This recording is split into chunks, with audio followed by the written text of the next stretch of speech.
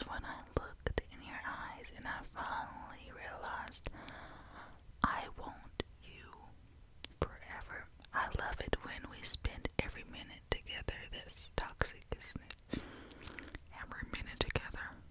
Well, I guess if you're married, but when do you go to work? Okay, never mind. I know it's just a poem, and it's a lot of times it's exaggerated. So I'm just picking apart stuff. I'm like, that's a little toxic. Okay. If I could be anything, I want to do like a longer poem, but I know poems are like for this is short. Okay. If I could be anything by Julie Cognato. If I could be anything in the world, I would be your tears, conceived in your heart, born in your eyes, live on your cheek and die on your lips. I wouldn't, okay. My Only Sweetheart by Brandy Great, but I know that one was deep. My sweetheart, from now until forever, even when death separates us, you will always be my only true love. Still got her like some red lipstick on me from doing the recent teeth tapping video. When I'm posting this, it will be around the time that I recorded it, so as soon as I get done with this video, I am uploading it on the Patreon for y'all to see. Got this little buzz, oh my goodness. I just woke up I was sleeping on the couch because me and my mom were watching stuff on Netflix. And so, I fell asleep on the couch, we both did, and then she left and went on the bed, and I was still on the couch. And I made sure not to take off my makeup, so for this video,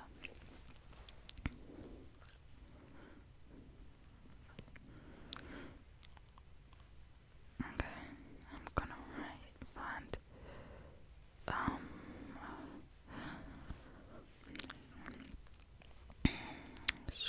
Spencer.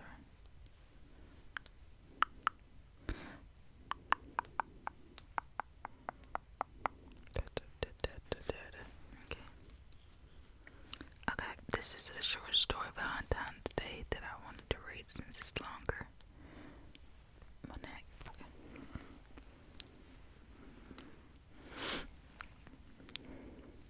Look at that. Needs to be done. Okay, I wrote this short story. Okay, before I read it, it says the title is Short Story Valentine's Day. Not very creative, but okay. By Jeffrey DeBreeze. And then he wrote it, or he published it on February the 14th, 2020. Okay. I wrote this short story 2 years ago when I was still single. Half a year later, I found true love again. This is a reminder that times aren't always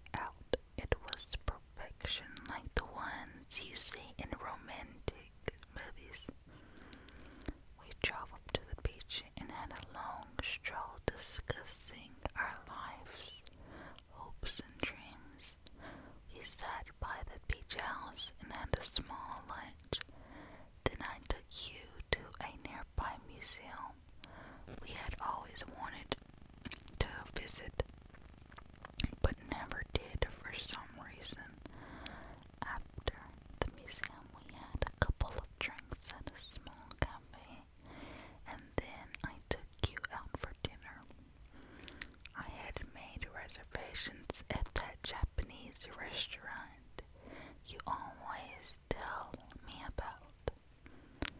The one where they make your food at the table.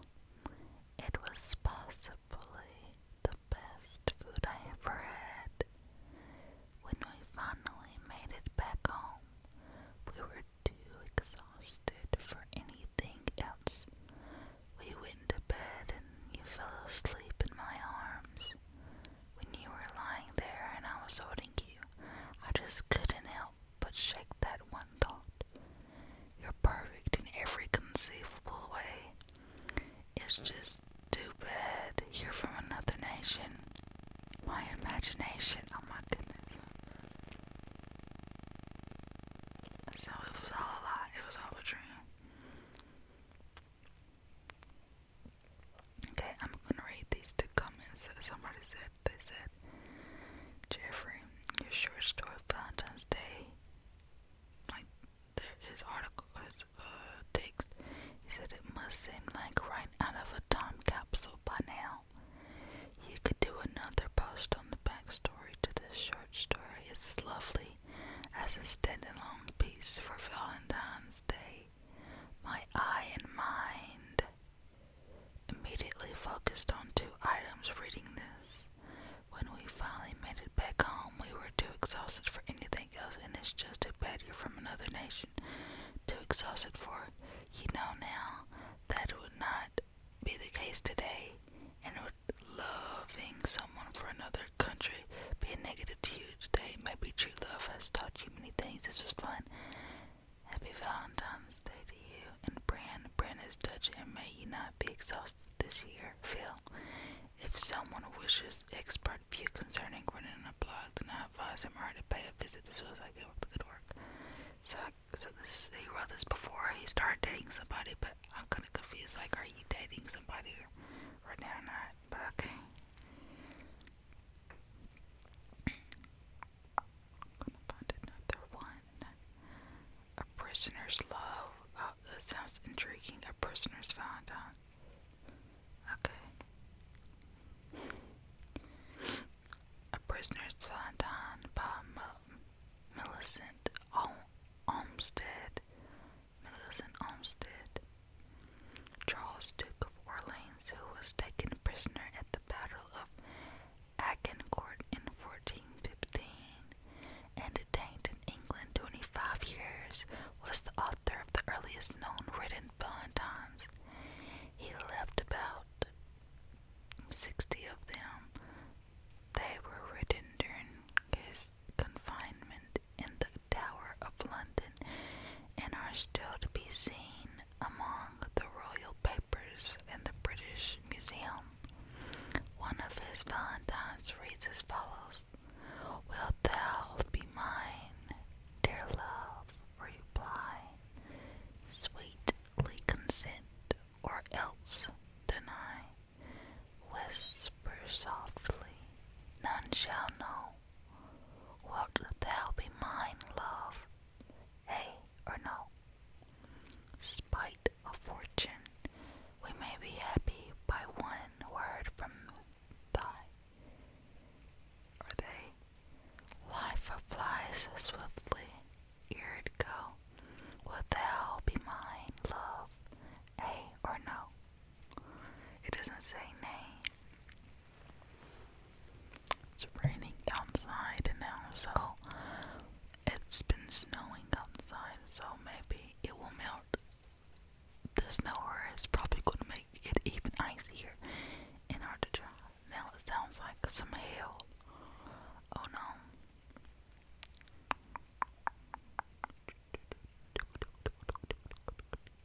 The Valentine box. Okay. This one is pretty long, so that's good. The Valentine box by an unknown author, so we don't know who the author is, but yeah. Roger had planned to send a great many Valentines to the girls and boys he knew.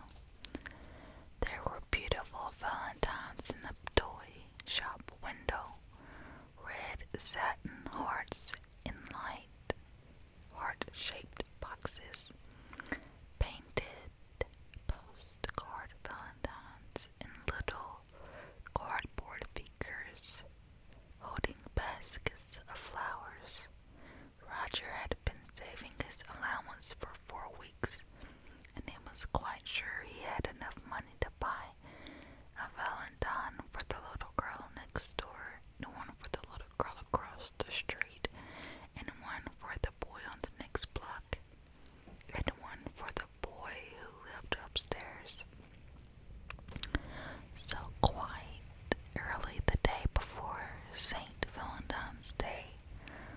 Roger decided to go out and buy his Valentines.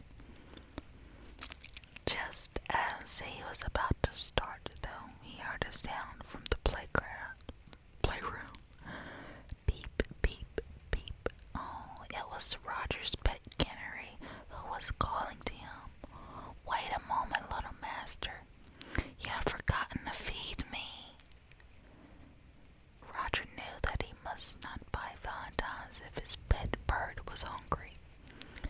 He found that it needed fresh water to drink, and the cage needed cleaning too. When he had done all this and filled the seed box, his mother called him. I want 2 yards more of lace like this for the baby's dress. Roger, will you please go down to the store and buy it for me? Oh yes, Roger said, for he thought that he should be able to go on down to the toy store and buy his Valentines at the same time. But just as he was going out of the door, his mother spoke again. Come right home, Roger, just as quickly as you can. I want to finish the baby's dress so that she can wear it this afternoon when I take her over to Aunt Lucy's. Roger got the lace and hurried home with it, but he couldn't get the Valentines then. He had to amuse the baby while his mother sewed on the lace. I can go for the Valentines this afternoon, Roger thought, but right after luncheon, Mother dressed the baby and started out for Aunt Lucy's house. I may not be back until 5 o'clock, Roger, his mother said as she kissed him goodbye. You won't leave dear grandmother alone a minute, will you? No, Mother, Roger said, but he could have cried, for he knew now that he could not buy his Valentines at all. I thought Roger was an older man, that's all. I was like, really, Roger, why are you giving little kids stuff? But okay, he's not. Let's see. Grandmother lost her spectacles several times and chopped her knitting ball several more times and wanted Roger to take her for a walk, so he was very busy all the afternoon. He was glad to be busy, for he felt very badly indeed about having no Valentines to send. All the children to whom he had planned to send Valentines had sent Valentines to him the year before. The children were his loved playmates, and he knew that St. Valentine's Day was the holiday for telling one's love.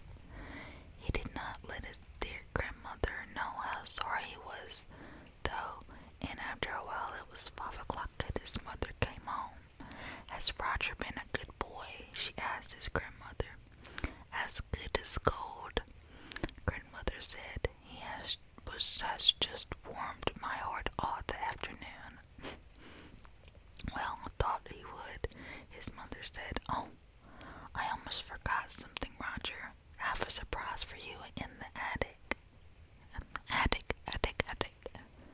She went up to the attic and came back with a box in her hand. I meant to give this to you this morning, Roger, she said. I found them in an old trunk when I was cleaning the attic last week. They're just as good as new and much beautiful, and they said it wrong, I think. They are just as good as new and much prettier than the ones in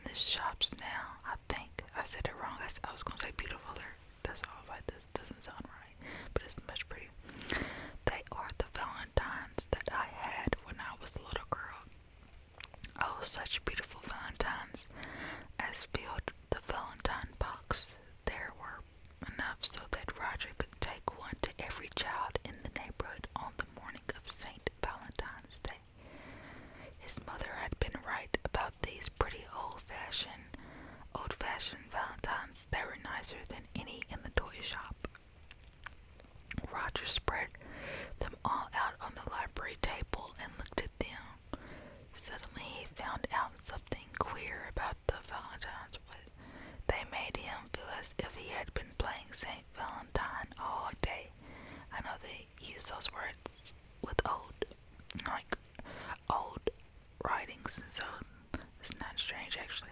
Some of the Valentines had cunning little paper windows that pulled out and showed tiny gold birds inside. They made Roger think of his pet canary that he had fed that morning. Some of the Valentines are bordered and trimmed with gilt and silver and white paper lace. It made Roger think of the lace he had bought for his mother. A great many of the Valentines were in the shape of hearts, or there were art hung from them, or hearts on them that could be pulled out and would stand alone. They made Roger think of what his dear grandmother had said. Roger has worn my heart all the afternoon. Hooray for the Valentine box, Roger said as he began putting Valentines in envelopes. He felt most unusually happy. Okay, so that is done. It's raining bad, so I think that it will get intense and it'll start because I can hear a little thunder and some lightning, it sounds like.